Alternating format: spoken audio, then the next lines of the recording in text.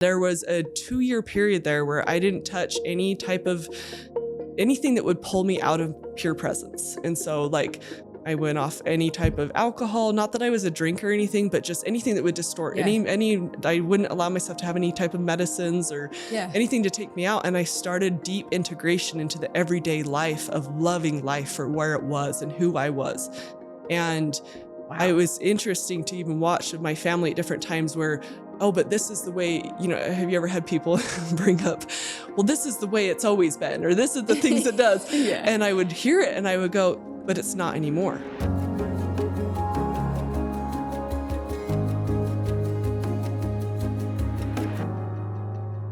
Hi, I'm Ruth Barclay, and this is the Taste Your Magic YouTube show. And what we do on the show is we introduce you to some of the retreats that I do around the world and some of the work we do with the animals. We teach people their gifts. We help them amplify it. We create connections for themselves and the divinity of who they are. What's been really fun lately is giving readings to people personally right in front of you guys. And those can consist of an oracle reading, which is anything about them, anything in their life, anything they want to know, their gifts, anything like that.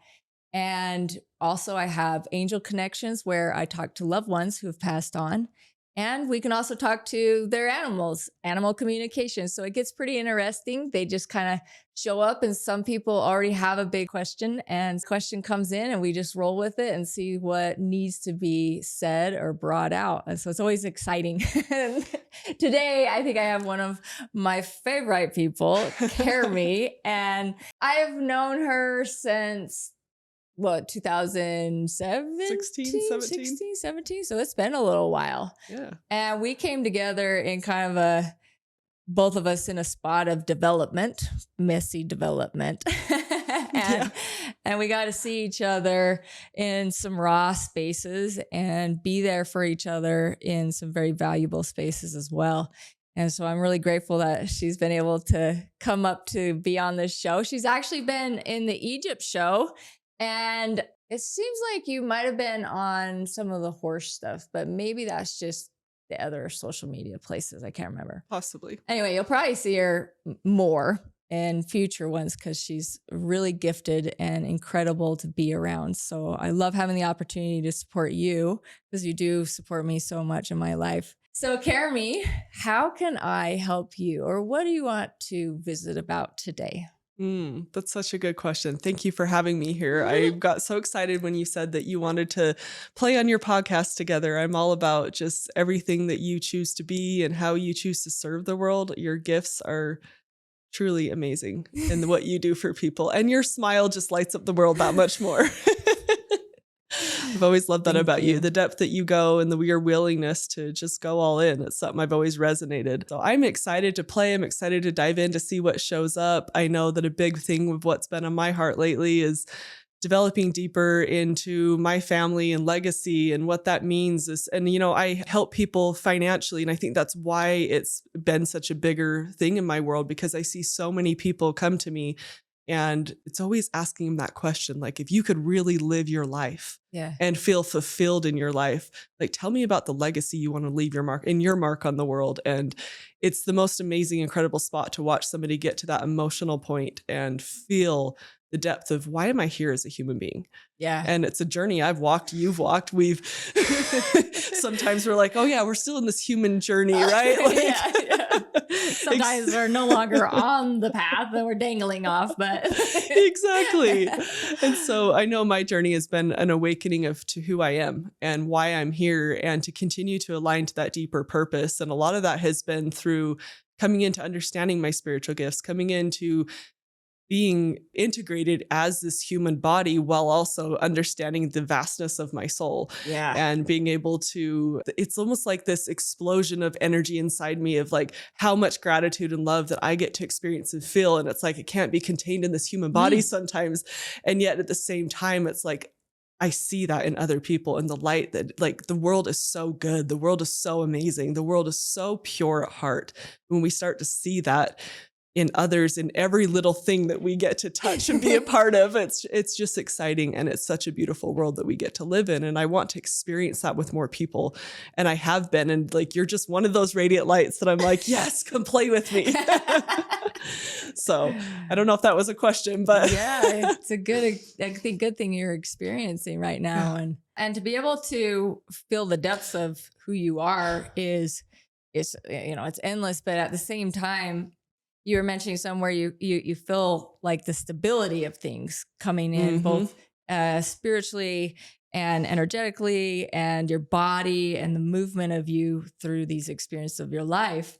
And that's such a wisdom, that's such a maturity of multiple spaces that you've lived in. Yes. And accepting that. And when you're saying, I'm grateful, I can actually now reach back and say, I'm just so grateful for all these wild experiences and this movement forward. Can you describe what it feels like, what you mean by these things are becoming stable, more secure for you, and you really can feel you? Yeah, it's like a energetic grounding of resilience that all the bits and pieces of me are. It's like having that fluidity within something so stable. Like it reminds me of a tree that's so rooted that understands its place in this time and space, but yet the wind is able to move through the branches, and it has that flexibility. And at the same time, it has the spirit of the tree that connects through all the roots of all the other trees, and it's able to connect into life. And yet it goes up and it reaches up to the sun, and it's able to connect in through source coming down and feeding it life. It's like this interwoven, connected being that we are here. That's so cool, first off, that we even get the experience of. And when you understand that, you know that someday that tree is going to wither away and die, but it's never going to truly die. It just becomes another form into whatever this next experience gets to be. And we still are all that space that's interconnected between all of it. It's like this stability that's unable to be broken. And you know that it's going to have the wind hit it hard at different times, and it's going to be challenged to grow, and it's going to have its leaves torn off every year so that it can grow fuller the next year until its mission is done here. And it's given me a sort of sense of peace of like, wow, we're here for the time we're meant to be here, to live our purpose to the fullness of whatever that may be, to trust in the unknown. We don't know our next steps. Yeah. I could be bawling on the floor tomorrow, but I'll be okay. I'll be okay. Yeah. And mine's usually like yelling in rage somewhere, but I'll it might be that too. Yeah. Usually if I bawl, I'm laughing crazy like at the same time. So yeah. I actually love how you describe that, because I think in all of my chaos in my life, and anytime I felt lost, or anytime I felt like I was dying, I was going to die, or I didn't came back, however that looked, I always had the stability of, I know there is, that this is way bigger than what this is. Yeah. And that I've got to kind of pull back in and make some life choices for me in this bigger space, instead of being, in an illusion that I'm being controlled by it and it's taking me here and I'm, Yeah. An interesting thing that's kind of coming up as you're talking about this is, how we get in a pattern of healing, and a lot of what's been kind of coming back is that you have to make a choice to stop also. So sometimes you're surrendering into the knowing and the healing and the up leveling, but you also have to allow yourself to come to a closure of phases of these. Otherwise, the momentum will get bigger and bigger, and you'll create a vortex that comes. And so, can you share? There's like somewhere where you really felt that in your life, where it's like, when am I going to? And then all of a sudden, you're like, I've got to make the choice that this gets to be done, or this part is done, and I'm ready to go live for a little bit. Yeah, over the last couple of years, I'm like trying to think if there was a pivotal point, but I think it was a multitude of smaller points that had happened that I had this deep knowing that like, no, we're not going back. Like that chapter's closed. And I think part of it was that I wrote my story in my book and I come to completion with some of like the intention of my book was how can I come to true peace with all my past stories and be able to see the gold that was in every step that got me to where I needed to be. And once that was complete, it was, you know, I had a lot of people like, go push it further, go do all these things. And I'm like, yeah, I can. And if I feel inspired, I will, but it wasn't the point.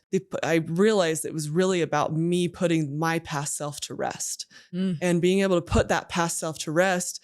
And then having these I had a couple experiences with my family. And at one point there was a moment where I had yelled at my husband over something. I don't remember what it was about, but I had heard my own voice coming out and it was just like, that's enough. And it was this moment of like, I will no longer be this old version of me that is acting out in pain. That pain. And so it was this conscious choice to let that pain die. And there was a 2-year period there where I didn't touch anything that would pull me out of pure presence. And so like I went off any type of alcohol, not that I was a drinker or anything, but just anything that would distort I wouldn't allow myself to have any type of medicines or anything to take me out. And I started deep integration into the everyday life of loving life for where it was and who I was. And it was interesting to even watch my family at different times where, oh, but this is the way, you know, have you ever had people bring up, well, this is the way it's always been, or this is the things it does. And I would hear it and I would go, but it's not anymore. And I would reaffirm that over and over again. Like we're done with the past. Like, are we moving forward? And so I was constantly bringing my attention to, well, this is where I'm going. That may have been, but that is no longer.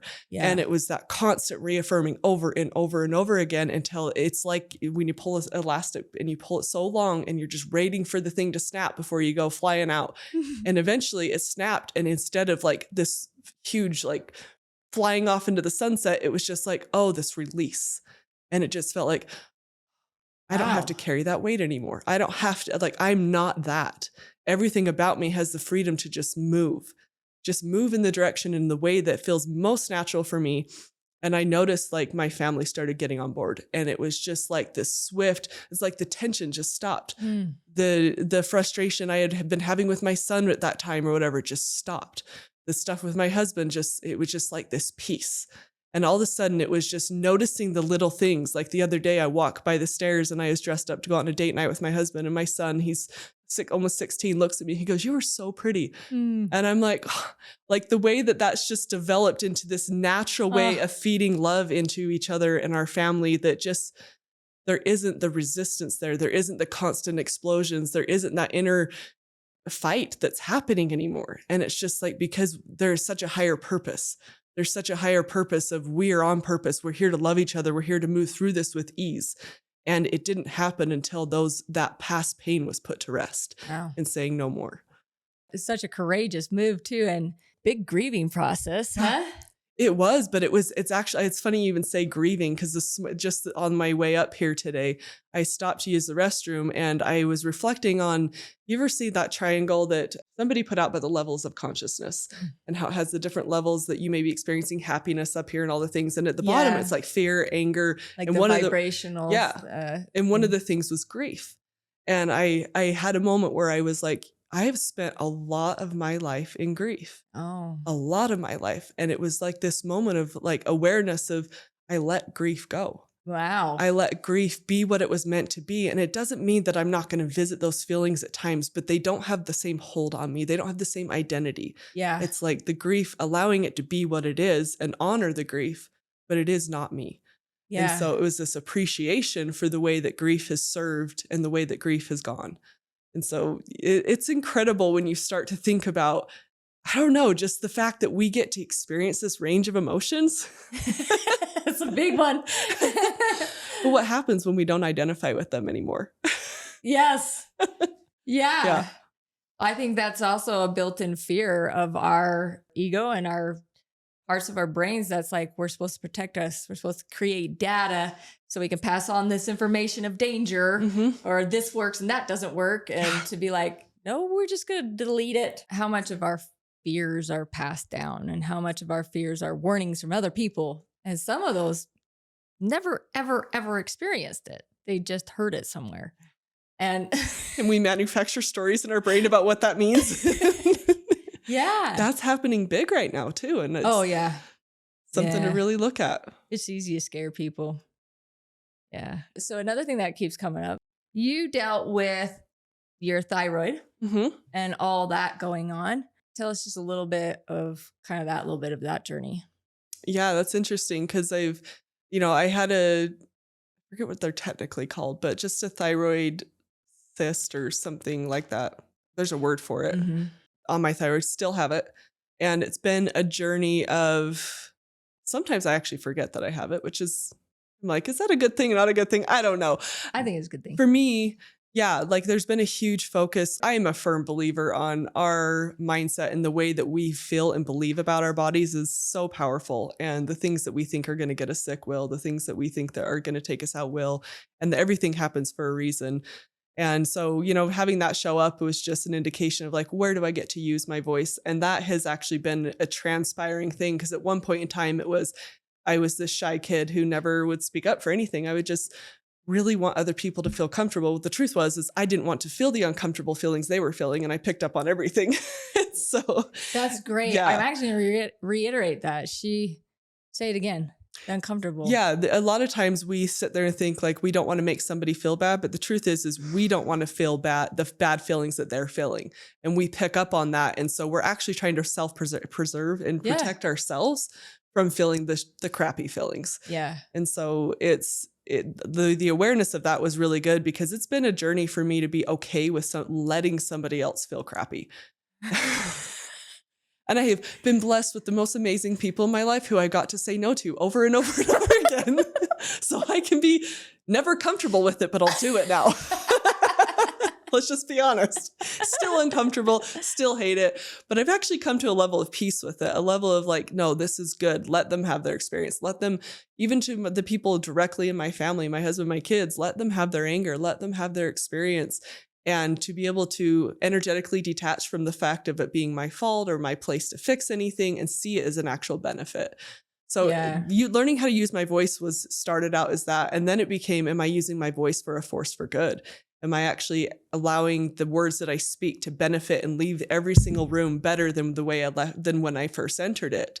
And then it became now am I taking this and am I actually serving the world with this voice? Am I using it for the things that are meant for my higher purpose? And that's kind of the journey I'm on right now of like, I feel like I'm right here taking these massive leaps and I don't know what I'm leaping into.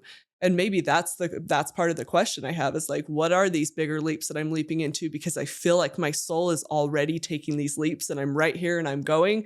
And it's not scary this time though, but it's exhilarating. I have full trust. And it's like, I genuinely, okay, let's go. I don't see the picture yet. I see bits and pieces and I feel like it's right. So it's leaning into that bigger purpose that when we step away from the fear and the scarcity of even showing up and we're just like, we're here, we're doing the thing. Yeah. Now it's like, let's play at a bigger level of purpose and meaning. And sometimes it may not look the way I think it should. And I'm okay with that. And that's where it brings it even back to family. There's been like, even last night I had a dream about me having another little baby girl. And I was like, like, but it's like, I don't know what life has in store for me. So I'm just going, okay, we'll see what happens with life. I don't know. And it might be symbolic of something different. It might be, the journeys, but I'm prepared emotionally, mentally, spiritually for the things that get to come my way that I know are meant for me. And so that feels really good and solid. I feel like I get to be moved within the solidness of who I am. Yeah. As a mother, and you're so involved in your children's lives, and you have always. You've seen all kinds of levels come from them. You've been through a lot of different things with them. And do you ever feel? I think I'm starting to feel this like odd question because Lexi is 16, will be 17, and Case is 17, and like what happens when they hit a certain age, or what happens when, college isn't the next step, because I'm pretty sure none of our kids are going to do college. And so, which is probably my fault, but what have you noticed of like that phase closing? Have you felt anything? Cause you have one that's already, Yeah, I always she's forget almost how old 20. she is. Yeah. Almost 20. And kind of that transition spot of you as a phase of a mother that close and in to what happens when that starts to split apart. And you're already Yeah. in the split. Yeah, and I have been for like I think that's been something on my heart for probably the last 5, 10 years even, very aware of like, okay, this is gonna come to a close. And so I've done a lot of souls really diving deep into my soul, like what am I here for? What's my bigger purpose? That's what's led me to getting out into the world and serving at a greater purpose because I wanting to be able to there is that part of like be of service. And then there's this other part of where I've always seen myself having more children. And so I think there is a little bit of the am I really done? You know, Yeah. this feeling of am I just not here like taking into consideration I was going to have more, you Yeah. know what I mean? And like playing with those dynamics because all growing up, the only thing I ever wanted to be was a mom and be a wife. And it wasn't because like I just wasn't indoctrinated with a lot of like, this is what you should do with my life. And I think part of that was because I didn't have my mom when I was little and things like that. But it was just something I was naturally drawn to. Yeah. And I got, married and it was just a no brainer. Like that was what I was doing after high school. And so I had him young and I don't regret that decision. It's been amazing. And it's like, I know there's a lot of amazing things I can go continue to do. And like, I've come to a pretty good level of peace of like, if I'm done, I'm done. And that's okay. But there's still this excitement over, but what if, you know what I mean? And wanting to experience that from the level of love and groundedness I am today. Because when I Ah, had these other children, I was still in that process of being that identity of pain in so many ways. And I'm not there now and they still get to experience that part of me. yeah. But there's like that innocence to want to experience that again from this space sounds so beautiful. Yeah. And I'm okay if it's done, you know? So it's Yeah. kind of a level of coming to peace with all sides of it. Yeah, that's really good. I like that because with our kids, like the boys, they've got different challenges, right? That they work through with school and things like that, and an ex and split families and different lives, and so we can't just have them and hold them through Yeah. things and we got to teach them how to be okay and have tools when you go out right now right and that the home is always safe for them. Mhm. And my Scott, my husband, over he's the boys are his even though they're ours now, and he gets this challenge of a loss of a father that he thought he could be because Mm. he's been in a divorce, because it's been different, because our kids are different than our generation and stuff. And I've really tried to just help him with is, and myself is, what do I really want to give to these kids? What is it that I really feel like if all else fails, I help them develop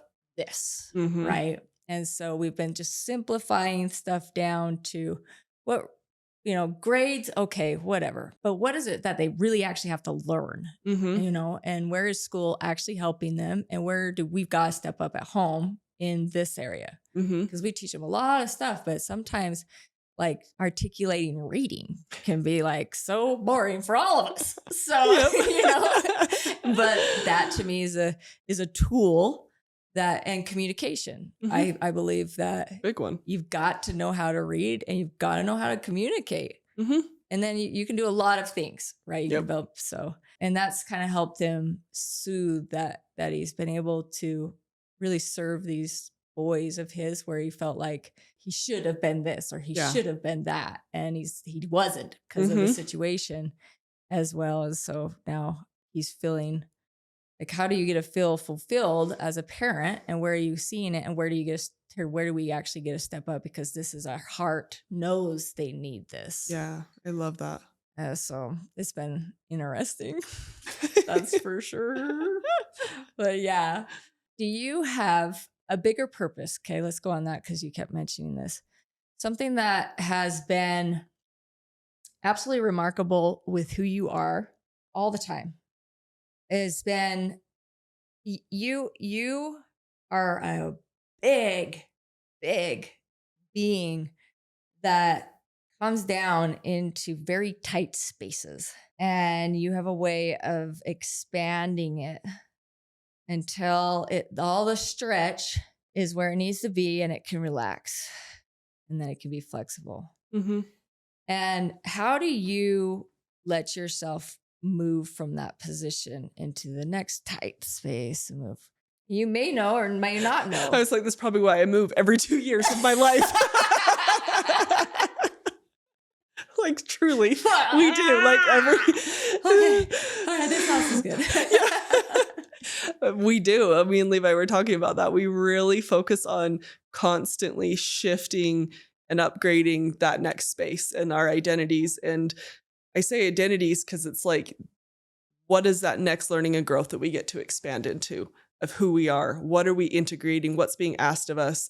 And I mean, from the people we surround ourselves with to the environments, when we feel there's like a incongruence there, it's like, okay, let's make this shift and go all in on this new space of what this is and where we get to expand our family. What things do we get to do that feel flipping scary sometimes? But Yeah. it's like, hey, this is this new space that we need to go for. And so I have consistently upgraded into, I say upgraded because I really believe even if it looks like a downgrade, there's always a gift in it. Yeah. But yeah, shifted into different spaces of awareness and learning and growth. What do I get to gather from this space that will allow me to grow to that next space? Yeah. So I'm a very physical world person of like, I'm constantly in my environment, letting go of like, this is no longer, and so much everything around us carries that energy. And so when we understand that and then taking that, doing that inner work and that studying, that deep studying of like, what does this mean to me? How is this applied in my life? How am I moving forward into the things that are being asked of me right now? Yeah. So, Jeremy, you've had so many questions that have been answered in your life, and you've had a lot of experiences where you just never really got the answer. You just kind of moved through the experience. And that could be for different reasons, right? Maybe there's not language for it. Maybe the experience was the answer. There's a lot of different things like that. But you mentioned you had noticed that sometimes, and then we all do this. It is a great thing to know that sometimes we don't really deeply ask the question because we're not ready for the answer, or we over ask the question, why? But we're not in the heart ready to hear it, right? So, do you have an answer you're ready to hear? Yes. I am so willing and I'm scared. Yes. Okay. What's that question?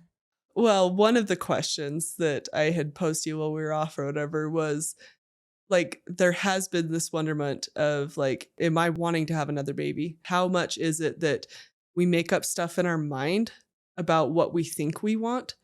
And how much is it like a spirit or somebody talking to us saying, hey, this is a direct request or an ask to come through? So there's the one about like, am I actually being asked to have another child versus am I just thinking I want one because I'm missing like what are those parts of being wanting to be fulfilled like from my other children to feel like a fulfilled mother? And I think there's truth to what you also said to that earlier, like that I get to look at.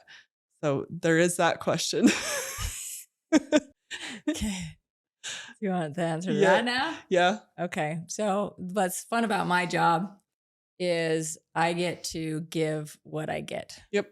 And so a lot of what I get is something I've already experienced and seen for myself, which is how a lot of people work, the experience of it. And some of it is truth that comes in that I can anchor, right? If it's just kind of floating, then I know that there might not be, it's not quite ready for the fullness of it, right? But and that can come in from different places. So how much of it is it just making it up in our mind, and how much of it is a spirit saying, hey, I want to come in, right? Or somebody else saying, hey, this little one wants to come in and you've been chosen.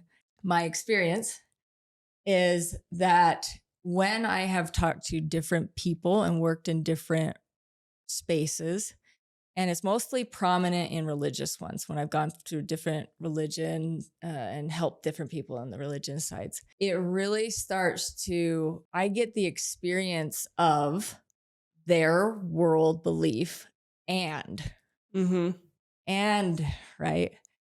And so for me, what that means is I've witnessed them asking the person to take this little one, right? And I've also witnessed the body calling without the mind even knowing. Oh, wow. And I've also witnessed, Mayday, Mayday, Mayday, please save this kid. Oh, wow. situation and who's willing. Mhm. And something happens that way, right? I've witnessed things that I would say were oops.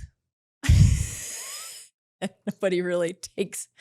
So where did this come from, Uh-huh. right? Like, Yep. and it's like those ones, I don't know. Maybe it literally just manifested that way because of a thought that was wanted somehow Mhm. with it. So I've also seen little ones leave because all they were there for was to heal a body. And I've seen the all that was needed was an okay to want to hope. And that was the fulfillment. Yep. But they had to feel it all as if it Mhm. was really coming. And for some people to believe the feeling, they had to believe somebody was sending it for them. So Oh, that wow. happens. It really happens. But how much is just an instant play by play book unfolding, or that is literally for me is changed. And so I ask you, how much is it manifested by your head and thoughts and wants, and how much is it a spirit coming through? It feels like it's through my heart. Like there's just like this energy of just wanting of that love. Yeah. And as we've known over the years and generations, predictions can feel as much as you can conceptualize in that moment. Yeah. And sometimes the birth of the baby or the creation is has to be so pure in a way that your body, mind, and soul can agree with it Yeah. and then exuberate it out, whatever form that makes. So, yeah, it's a very tricky situation to be like, it is absolutely this No. for me because It's I've not. It's seen so so many. many. Yeah. And a lot of it really depends on the belief systems in the person I'm working with. Mhm. And I think as a blessing for me, I've been able to witness varieties, right? I just got a confirmation from a dad who's passed on from some LDS work that was like, oh shit, wow. Oh, wow. Well, shit, that's cool. Right. You are actually doing that. Yeah. And, it wasn't like the whole story, but it was like a part that was like, whoa. And I could like grab his hand and he showed me what it was. And it was like it burned into my presence of it. And I can still be like, oh, I could do that. Yeah. It was true, straight up. Right. That's so cool. And other places I'd be like, oh, yeah, they don't do that. So, yeah. What is that? Thank you. Yeah, like that's so that my mind is like that's got so many parts to it and stuff and I see what you're saying. It's just the awareness of when I really tune in to the part of me that is so in love and it's so interesting because we live in a culture and maybe it's just the culture I've been surrounded by like you said the experience of where being a mom was the thing that was like you're just a mom. You're just like it's this thing put up here but to me if I was to really be honest, and it was something that felt so sacred and yet so like I almost didn't dare share the depth of how much I wanted to nothing more than just to be a mom. Like, yeah, go create a business, can go make money, whatever. We can Yeah. do those things. But being a mom, like be able to hold that innocence, to be able to know that you created this and gave this amazing being life and you get to experience this amazing being throughout their life and to see them grow into their own unique person and like Yeah. it's been the coolest thing ever. And so just the thought that that's already who I am and it's who I get to continue to be whether or not I have another one, like that's more than enough. And Yeah. it's just that pure creation that we get to be as women that it's like there's an honoring and a celebrating of that I guess I'm hearing that I get to really give myself allowance to Mm. feel. And I and the success of Yes. it. Yes. Yes. Yes. How often do we not celebrate that truly to the fulfillment of it is? I mean, my husband has a really long name for what women really are. And it was some funny thing about like how women are like how mothers are like the CEOs of something, whatever. And I was just like, you make it sound way more fancy than it really, but it is such a sacred journey. And it's so, I just don't think we give it enough credit Yeah. in our society for how Yeah. important that role really is and how beautiful for a mom to be able to cherish it. Mm-hmm. And I don't think I gave as much acknowledgement during the process. And I think that's pretty normal. I don't think any of us really do. We're in the thick of it. We're like just trying to Right. navigate the journey. And then afterwards, it's like we see how incredible it was of what we actually created. So of course we want to create it again and again and again when we can see it, right? If you're still in the Yeah. middle, you might be like, no. Especially when you've developed yourself. Yeah. Like, so cool. Yeah.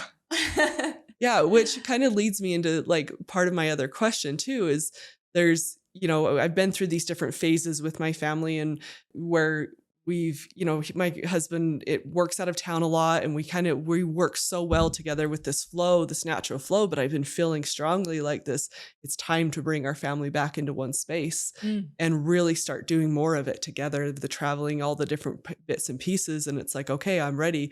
I don't know what that looks like. Yeah. But like, I would love any insights you have on that. I just feel like there's such a thing of like, it's time. Yeah. And especially as we've anchored in God's source, whatever, and being able to bring that into the center of all of it. It's just like, it's time.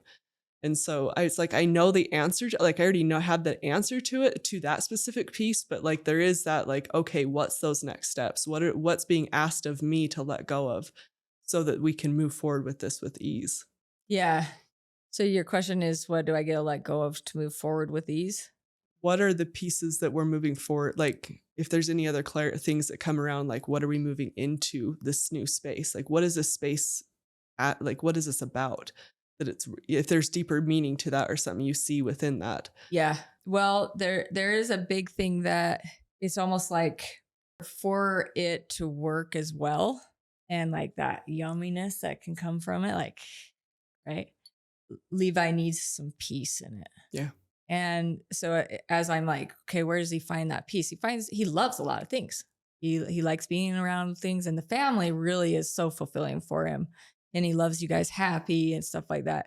But when it starts to settle, it just kind of settles over Heber and then visiting places if you wanted to. But a piece is maybe go take a drive with him and let him just kind of walk out and stand and breathe for a moment and see what his nervous system does in these little spots.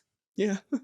It's funny you're saying that because it's been like his biggest thing is not wanting to go back into the chaos. We're going into the little neighborhoods again and being able to have that space for peace. Yeah. He deeply needs that for his own healing right now with his body, the physical stuff he's been through, and just the reset on he's very introverted. Just, he never gets away from people and it shows. He's like, I need my quiet. Yeah. Yeah.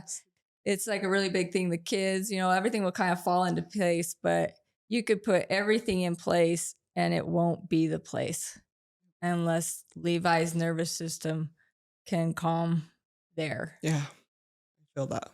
And that's something you can't decide at all. Like you can't give any input on that. He actually has to be the choice. And he wants to be that, but he doesn't want to be that. Yeah. He's nervous about it. He cares so deeply about our family and making sure that we are good. Yeah. And that's what it's him learning that both are possible.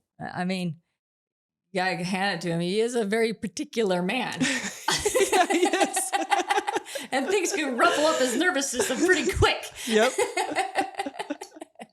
Yep. So, yeah, that's really all I get. And I just keep circling around with the same thing. Yep. So on that, like the things that I've been jumping into, even with my business and finance and like, there's been this piece of like, what do I get to really zone in and focus on with my creations through this process? Because I have a tendency of like putting all my focus back to family and then those things, but I've been feeling like I can't take my focus off that right now. It's so important for me to that's been my whole goal this year. Stay focused. Yeah. Actually step up into leadership. I have a tendency of letting other people, I'll step back and I'll let them lead. And it's like, it's time for me to take the lead like I've never done before in the way I serve in the world and stepping into that creation side. And so what do you get as far as any pieces around me and my business and creation and where I get to put my attention and focus? It's really weird because all I keep hearing is no matter how big you build the building, you got to put a roof on it or the inside will get ruined.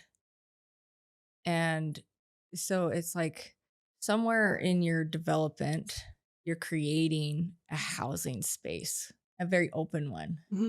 But these housing spaces, it's like, how can she build a housing space that has a roof that matches that freedom? And so I'm like, okay, let's explore the roofs. You could have a metal one, you could have a wood one, you could have a lot of windows, you could have stained glass, you could have the whole thing a window, right? Mm-hmm. What's the roof of your building? What's your Well, it's building? really fascinating that you even say that, because I'm often telling clients I sit down with, we want to build a really strong foundation. So I've been so focused on, we're going to bring you in, we want to set you up with this foundation, mindset, and the physicals that are going to help. And then we'll have the next space open for us to take the risk. But I'm always stopping right there. I was like, and I'm going, what is the roof? What would that even look like? Yeah. So that's A roof that doesn't hinder, a roof that can allow the safety, a roof that can allow the vision. What is, like you saying, legacy? What is this roof going to be for them?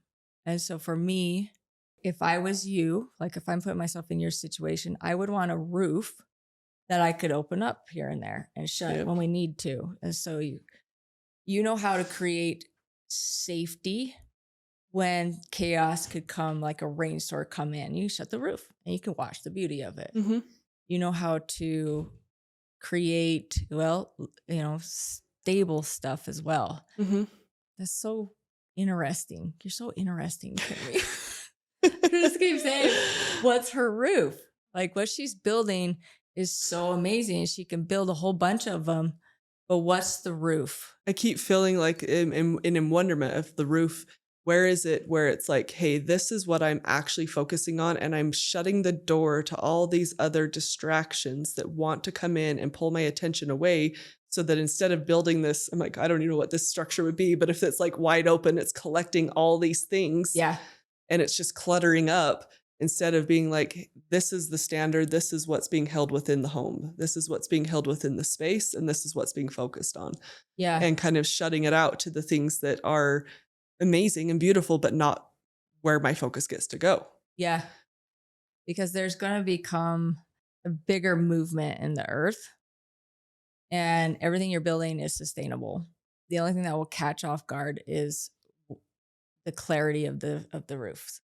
Clarity of the roofs. The ceiling, right? Okay, I love it. We don't want no ceiling, right? But it's like, well, okay, but what you gonna do when storm hits? Are you gonna be covered?